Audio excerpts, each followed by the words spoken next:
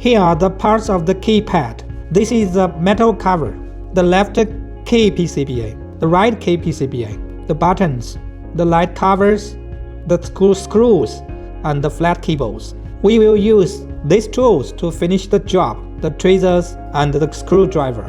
There are two different kinds of buttons. We will put the buttons on the metal cover. We need to put the thicker ones in the middle holes, the higher end toward the higher end of the wedge.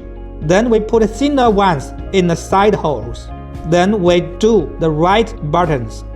Second, we insert the light covers here. Third, we press the right key PCBA on the buttons, then clockwise the screw to tighten the PCBA. Then we finish the left PCBA. We test to press the buttons to ensure they work normal. Fourth, we use the tweezers to open the socket and put the flat keyboard in the socket and seal the keyboard. After finish 2 flat keyboard sealings, we are done.